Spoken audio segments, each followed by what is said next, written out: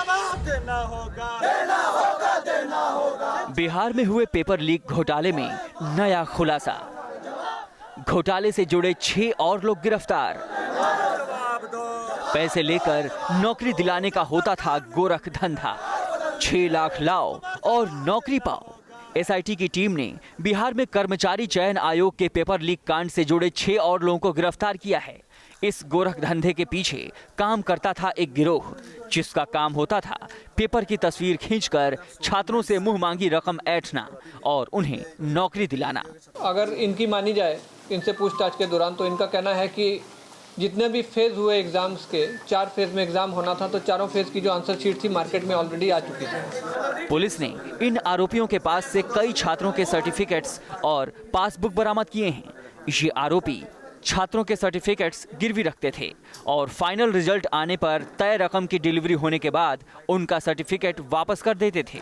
इन लोगों को जो, जैसे कि इसका इन्विजिलेटर का कहना, जो वहाँ का सेंटर सुपरवाइजर है, उसका कहना है कि उसको इस कार्य के लिए 50,000 रुपये दिए गए थे और ऐसे कई लोग इसमें शामिल हैं जिनको पैसे दिए जाते हैं।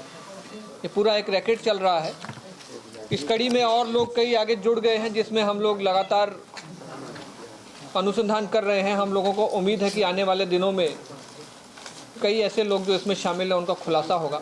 ऐसा नहीं है कि ये घोटाला पहली बार सामने आया हो। पिछले साल भी ऐसी स्नातक स्तर की परीक्षा 3000 पदों के लिए हुई थी। छात्रों का आरोप है कि उस बार भी पेपर लीक हुए थे, लेकिन उनकी सुनी नहीं गई। बिहार कर्मचारी चयन आयोग की परीक्षा में हुए पेपर लीक कांड के बाद अब हर दिन एक नया खुलासा और नई परत सामने आते जा रही है।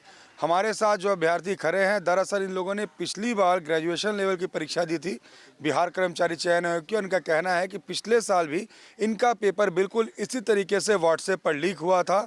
मार्च 2016 में परीक्षा हुई थी और इन्होंने ये कॉपी अब इस एसआई टीम को सौंपी है। उनका कहना है कि एसआईटी टीम को इन्होंने कॉपी सौंप के ये बताया है कि पिछली बार भी इसी तरीके से पेपर लीक हुआ था। पहले बार रिजल्ट है, पीटी हुआ, रिजल्ट आया, साल भर के बाद रिजल्ट दी गई।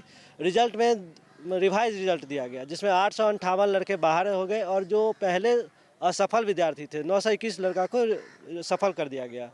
फिर मेंस का एग्ज़ाम हुआ, उन जो असफल थे उनका फॉर्म वगैरह भरा लिया गया था मेंस का, लेकिन फिर असफल विद्यार्थी जो थे उनको सफल करके उनका मेंस लिया गया। मेंस का ये पेपर आउट हुआ।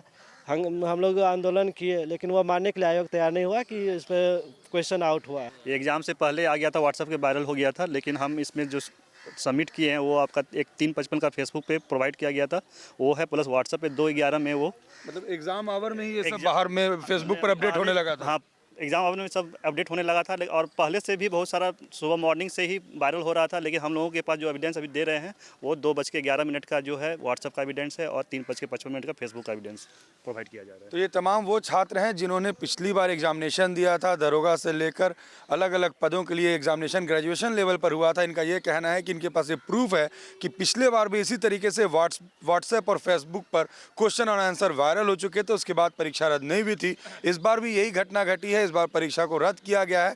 इनकी ये मांग है कि जांच पिछली बार की परीक्षा की भी होनी चाहिए। ये घोटाला पहले से चल रहा था। विजय सत्येंद्र के साथ रजनीश सिन्हा, न्यूज़ नेशन, पटना।